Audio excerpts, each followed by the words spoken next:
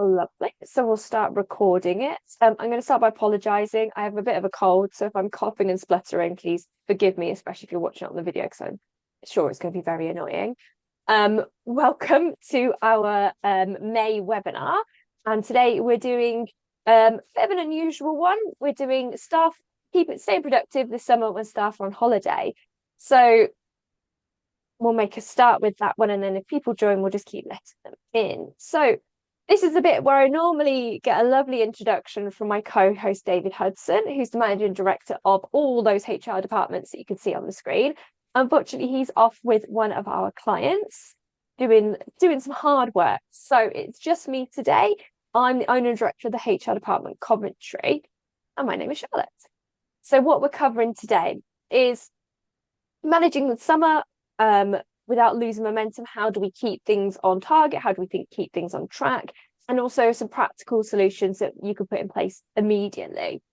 So the summer feels a long way off. I don't know about where you guys are, but it's very grey. It has been raining a lot the last couple of days, and I've been promised a nice bank holiday weekend, but sitting here currently watching the clouds roll by, it's looking a little unlikely. But summer is coming. That means we need to start preparing now so that it isn't a surprise when we get to August and lots of people are off. So, what are some of the challenges that we face when we are getting into it? So, everyone wants to be off at the same time. It's the school holidays, it's nice weather, people want to be off, people want to be with kids, people want to go on holiday while the weather is nice. That means you've got people who may be in key jobs who want to be off at the same time. We've got reduced response times because there's not enough people, pressure on the people who are still at work. Customers want the same thing.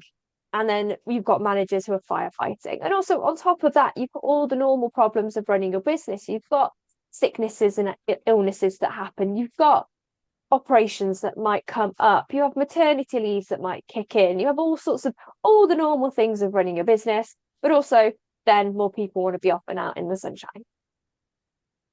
So the whole key message probably of today is going to be the planning part. So this is why we're doing this webinar here in May and not July time, because actually if you are planning now, you've got all of June, most of July before the kids go on the summer holidays. So you've got at least 2 months, say, to get these things in place, to start planning stuff, to start putting the right people in the right places. So we need some visibility across all of these things. So have you got holidays approved for people? Have you checked who's asked for holidays? You know, one thing we run across a lot is where clients have not authorized holiday in time, and then they have 4 people who want the same time off. They all put their holiday in the right time scale. We just haven't replied to them. So we need to be checking that. We need to make sure, has everyone who wanted to put leave in put it in? Have we responded to those requests? Have we checked? Are there any deadlines? Are there any critical client commitments? You know, if you're in a manufacturing business, if you've got some key deadlines where you need to get stuff out the door, it's no good letting 3 or 4 people have holiday at the same time. It's going to have to be a no, and a hard no for that. And then essential roles and skills. So you need to know if you're letting these people have time off, who is left, can they do all of the roles and the things that you need them to do. It's no good letting people have holiday and then discovering that the one person that knows how to order paper for the printer is off on holiday. So how do we manage the holiday requests fairly? So this is going to be the first port of call, because one, you want to make sure everyone who wants to have some holiday during the summer has put in their request, because going to say it, there are some parents who suddenly at like the summer holidays came out of nowhere and they're very surprised when it happens. So check with people, talk to people. Have they put a holiday request in? Do they need a holiday request putting in? What dates are they looking at?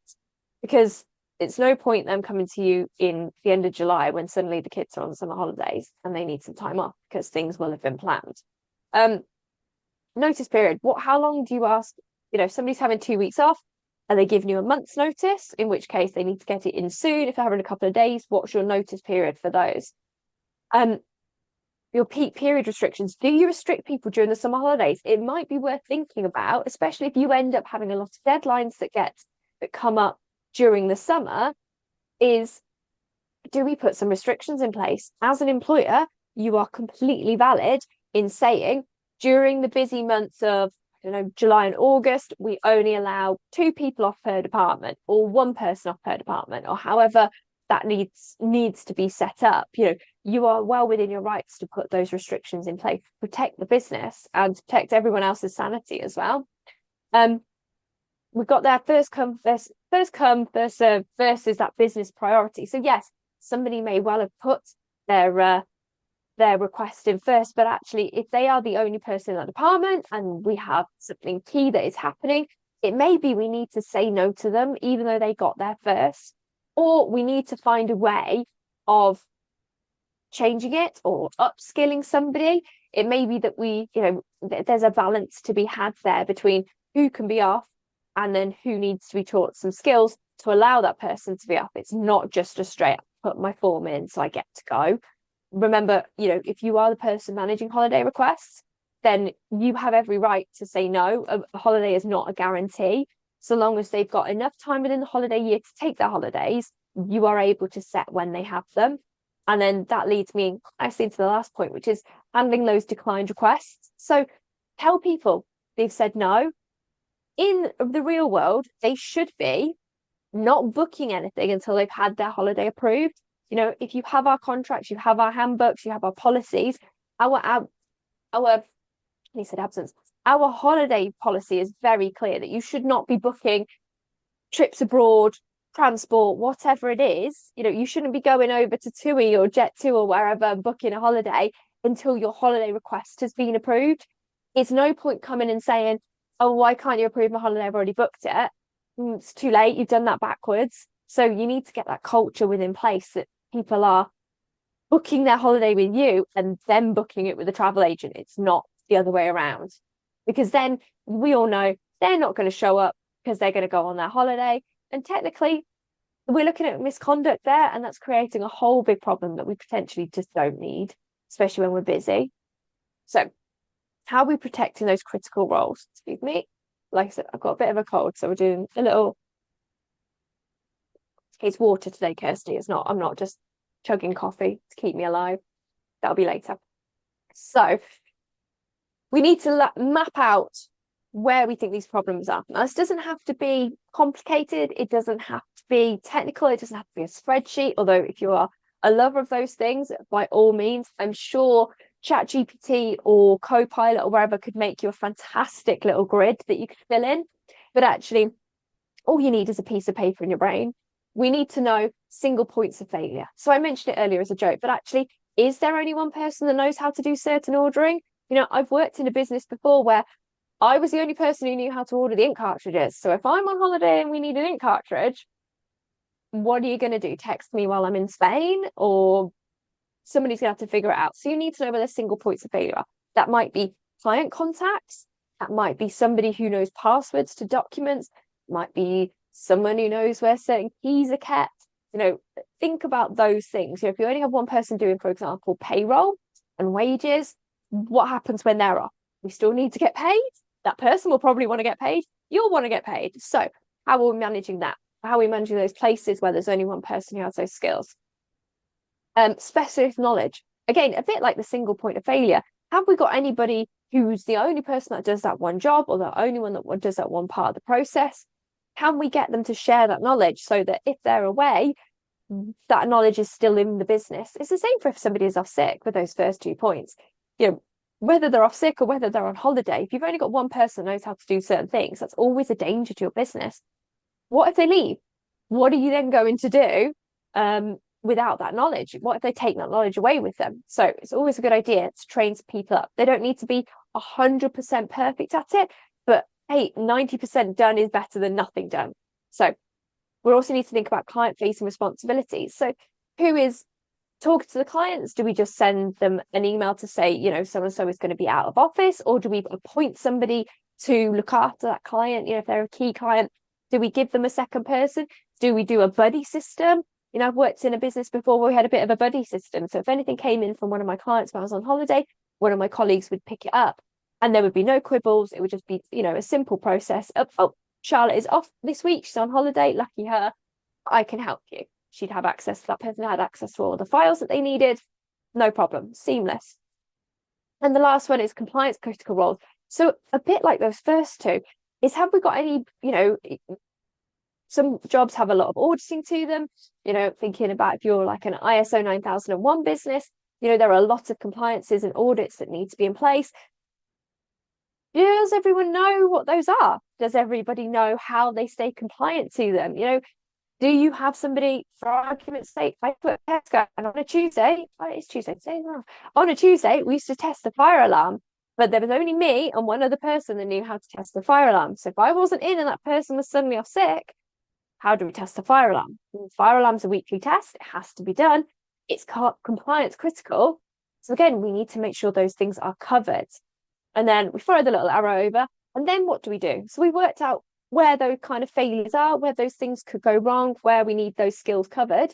Let's start training people, cross-train people. It doesn't take very long. Most people are normally fairly willing to learn a little bit extra, especially if it's not going to be an everyday thing. Document the processes. It might not even need somebody fully trained. It might just need somebody to take what's in their brain, write it on a piece of paper. Using my little thing about the ink. This is the website we use. This is the cartridges we need. This is the website. Use the company card. Bada bing, bada boom. Very simple. Then if somebody needs it, they can just go, they grab the post-it note. Right, okay, I know what to do. And then the last one there is just create those cover plans. So have a thought in your brain about, okay, so I know I've got people trained. I know what might need to be covered while this person's away. So who's going to do it? And don't fall foul of thinking, oh, well, just because we've said it will get done and we know that Joe Bloggs is on holiday, someone will cover his job. Give people those roles, because if you tell somebody specifically, I need you to, I'm going to keep using it now, because this is our bingo, I think. It's me and these ink cartridges. I need you to order the ink cartridge ink next week because Joe is on holiday. Simple. Doesn't get done. That's an issue we can deal with. If we just leave it broad and just say, oh, Joe's off next week, somebody needs to order ink, everyone will be like, yeah, someone needs to order the ink. And then guess what? Nobody will order the ink. So think about those things. Give people specifics. And then how are we going to keep productivity going within smaller teams? So it can feel tight. If you're a team of 4 or 5 people and somebody goes on holiday, you feel that pinch. If you work in a team with 100 people in a warehouse or something, you might feel it if some people are on holiday, but generally 1 or 2 people not going to make a huge dent. So my advice here is to prioritize. Think about what's making you money. We are, for the most part, all businesses that need money in some way. If you're a charity, you need the money to keep going. If you're a business, we're all here to make money and to pay the bills. So think about what's revenue generating. If there's stuff that's coming in that's not, is it then the client critical, like that next point? Is it a compliance deadline, a bit like the fire alarm thing? With the fire alarm, we can't skip it. So we need to make sure we're getting that done. But if it's not making money, if it's not client critical, can it wait till that person is back? Or can it wait until we've got a bit more, capacity within the team? It's all well and good your boss saying, I want to audit all of the client files. And it's like, well, it's not making us any money and it's not client critical because all the stuff is there. It's just a bit messy. So is that a job we do now, or is that a job we do when it's quieter? Again, it's that balancing it. So we're going to pause, not necessarily bin off completely, but just pause anything that's not urgent, anything that's just low value admin stuff, and anything that's a nice to have. It's great having a nice ordered file. I love an organized file, but the reality is it's not a priority, especially when you're a man down, woman down, person down within the team. So how do we keep people engaged? So we're going to do another very professional. Okay, keeping teams engaged. So we want to avoid that holiday resentment. No, I'm the worst for it. As soon as somebody tells me how they're going on holiday, I'm like, oh, I'm so jealous. I want to be on holiday. But actually, we all get the opportunity to go away. We all get the opportunity, the working time directive and the working time regulations that came in many years ago now give everybody the right to holidays. So we want to try and avoid that resentment because everyone has an equal opportunity to go off on holiday. And we're looking for increased mistakes, frustration between people, not talking to other people, Presenteeism is a huge one, especially with absences as well. It's just turning up and just, you're there, but you're not kind of, the body's there, but the mind isn't. And that quiet disengagement. So when you start spotting those things, what we're looking for is, has that person got holiday booked? Have we said no to them recently for a holiday and somebody else is off, and now they're all kind of salty about the fact that they're not on holiday, but this other person is? Because again, we all have the same right to holiday, and holiday is not, it was, sometimes need to remind people this. When we talk about holiday in employment law, it's time away from work that you're paid for. Okay. It's not jetting off to Ibiza. It's not a 2-week cruise around the Caribbean. It's just not being at work.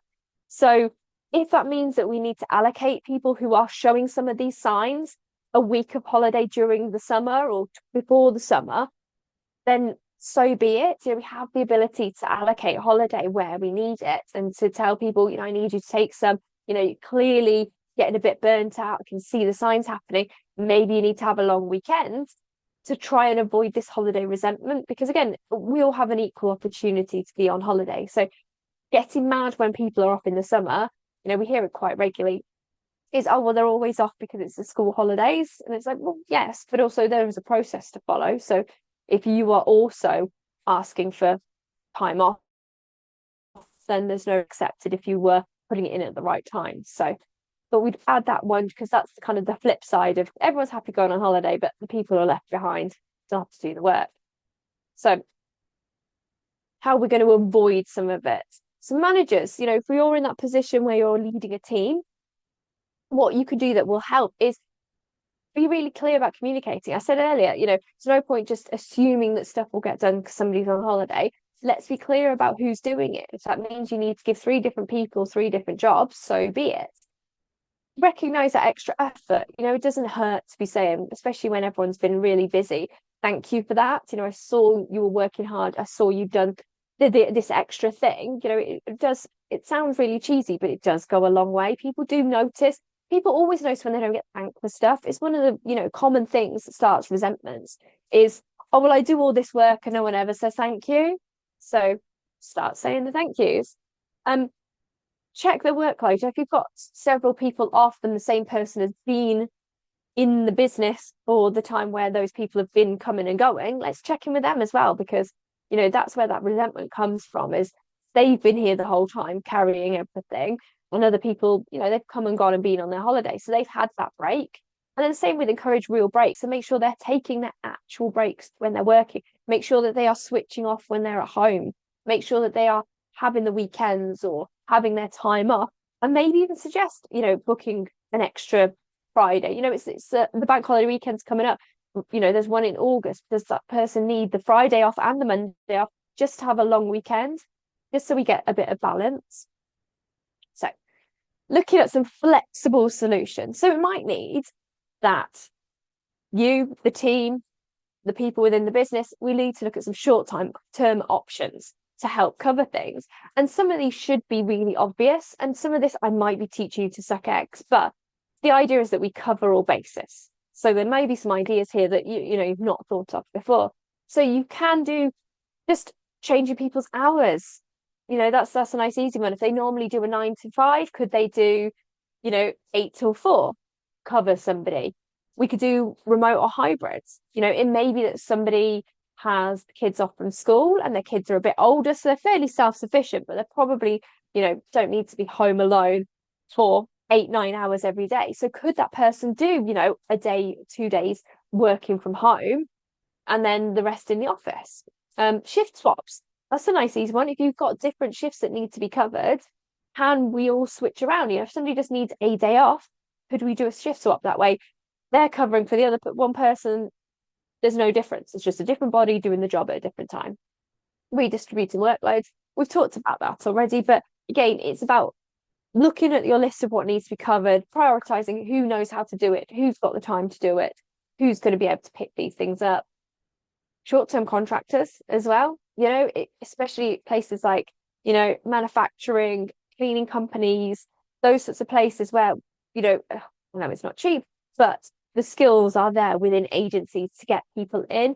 I've known it at nurseries, schools, all sorts of places. It's not ideal because it's expensive, but actually, if the need is there, rather than letting all of your employees burn out, working extra hard to cover the holidays, maybe we just get somebody in for a month who just adds that extra bit of pressure. And then once the month is done, or wherever the busiest period is done, they're done.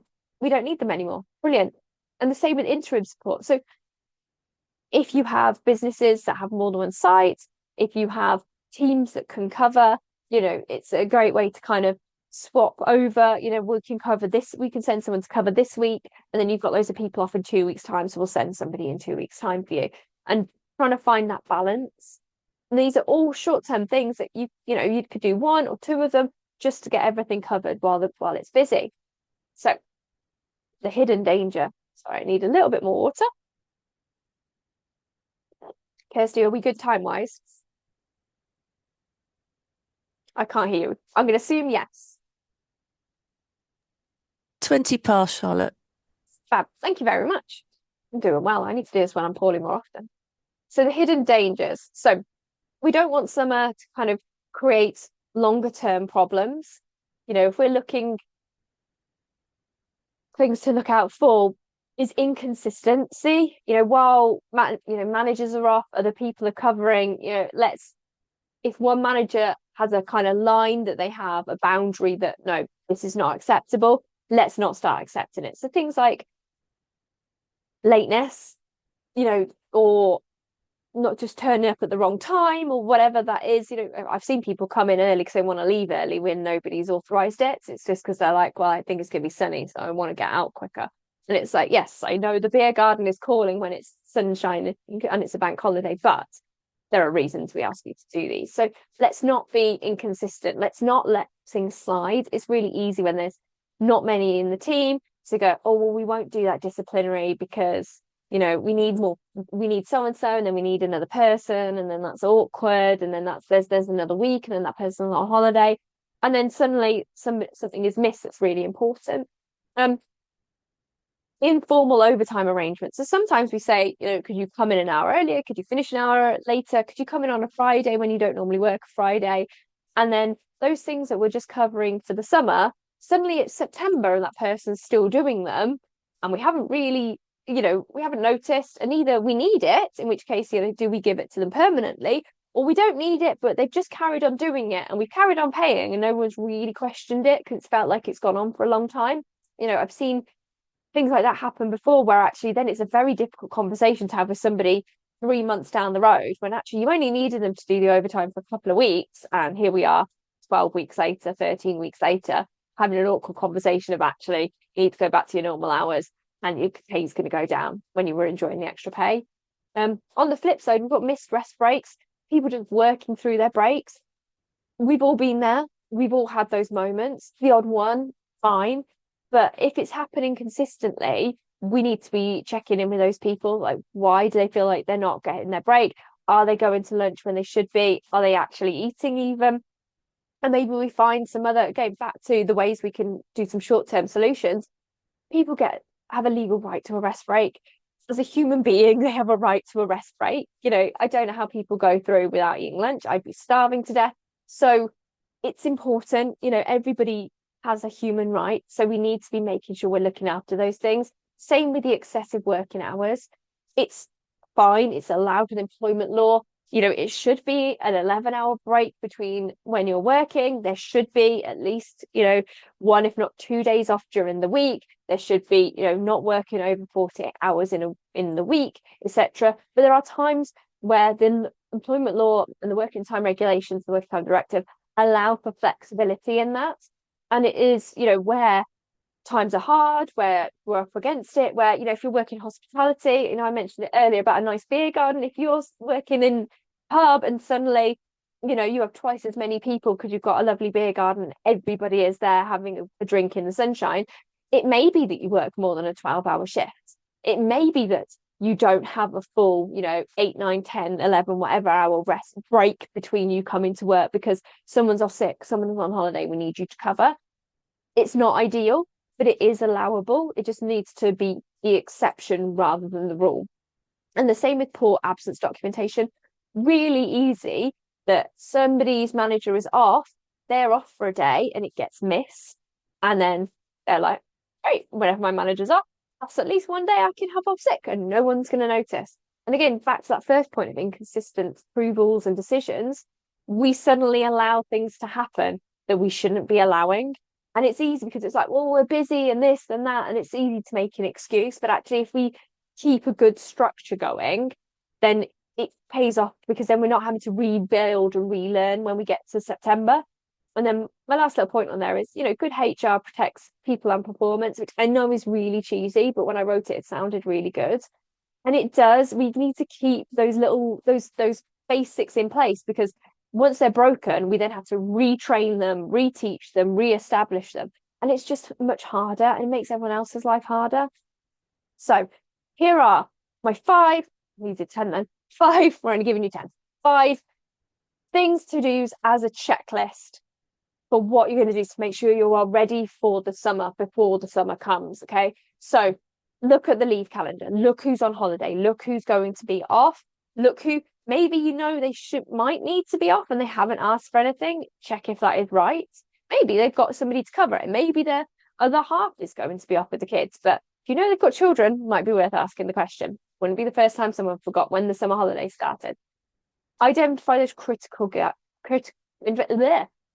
That was all the words at once. Identify critical cover gaps where you absolutely need somebody, where it's not just a nice to have, where it's an absolute business need.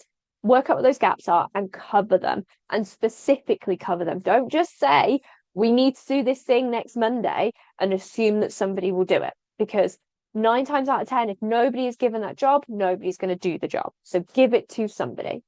Confirm the holiday policy. So if your policy is that people need to have 4 weeks, give you 4 weeks notice of when they want a holiday, and they're coming to you the end of July for holiday on the first week of August, that's not following the policy, and you can just say no.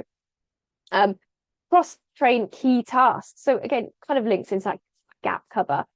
You need these things anyway. If you've got single points of failure, if that person is off sick, you've already got an issue. So let's start cross-training people. It helps other people. Most people are generally pretty good at learning new skills. Most people who've been in jobs for a while like learning new skills. That's not to say, here's person A's job, can you just go and learn it and do it and it's yours forever? But actually, if they know 3 or 4 parts of it and somebody else knows 3 or 4 parts of it, we potentially got that one person covered, whether they're off sick, whether they're on holiday, whether they leave and we need to recruit. So it's always good. And then check workloads with managers, because managers are going to be on holiday as well. So we need to know, are there any disciplinaries coming up?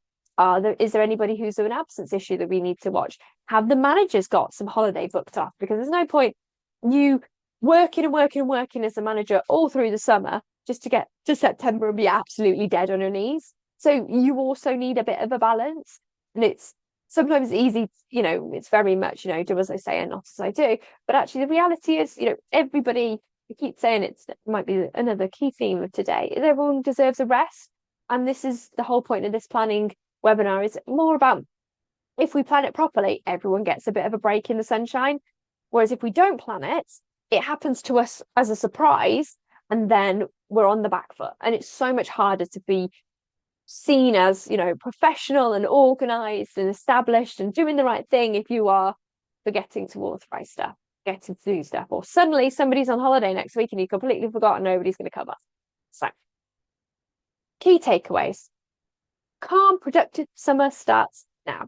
So I'm a big believer in the organizing. We want to remember, we know the holidays are coming. We know the summer is coming.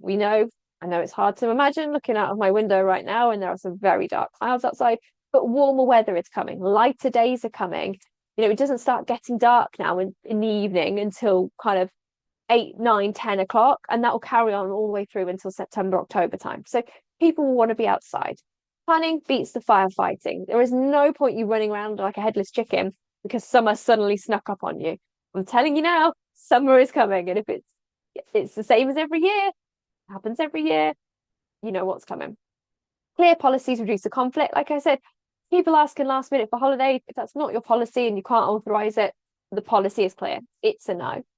Flexible working to reduce the pressure. So again, if everyone did, if you put one person off who does 8 hours, if you have 2 or 3 or 4 people doing 2 or 3 hours each, covers them easily. You don't need people to be picking up whole shifts. We can do flexible options.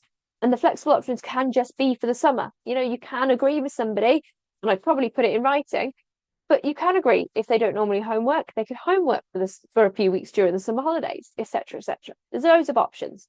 And engagement prevents burnout. So that's kind of been the key thing is everyone deserves to have a bit of time off. Everyone needs that time off. So it's just allowing space so that everyone can do that. And that's everything.